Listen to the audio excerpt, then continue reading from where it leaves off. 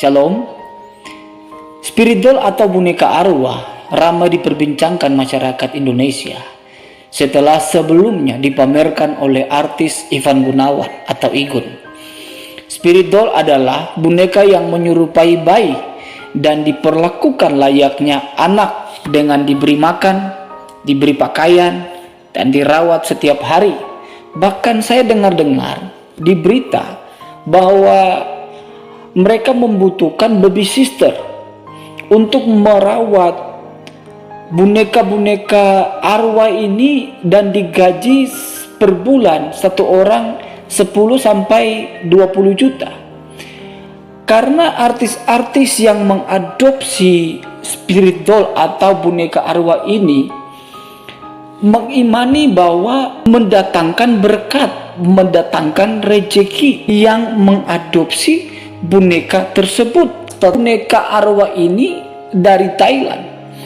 Boneka itu janin bayi yang mati atau anak kecil yang mati lalu bawa ke dukun.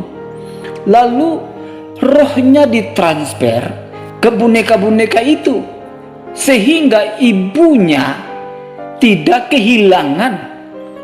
Ibunya memberi makan, dikasih minum, dikasih pakaian. Kalau kita lakukan hal ini, ada dua. Secara roh kita menyembah iblis. Nah, kebenaran firman Tuhan di dalam Keluaran 20 ayat 3 sampai 4 berkata, "Jangan ada padamu Allah lain di hadapanku. Jangan membuat bagimu patung yang menyerupai apapun yang ada di langit di atas, atau yang ada di bumi di bawah, atau yang ada di dalam air di bawah bumi. Jangan sujud menyembah kepadanya atau beribadah kepadanya." Atau prioritasnya, hati kita cenderung kasih sayang berlebihan kepadanya lebih daripada hati kita tertuju kepada Tuhan. Bahkan mereka berkata bahwa spirit doll ini atau boneka arwah ini yang memberkati mereka, yang memberi berkat rezeki bagi mereka. Bukankah kalau kita membahas tentang kebenaran firman Tuhan, bukankah firman Tuhan berkata, "Carilah Allah dan kebenarannya, maka semuanya itu akan ditambahkan." Rezeki kita atau berkat kita bukan terfokus kepada spirit doll ini atau boneka arwah ini, tetapi bagaimana kita punya hubungan dengan Tuhan yang memberi berkat, yang memberi rezeki kepada saya dan saudara.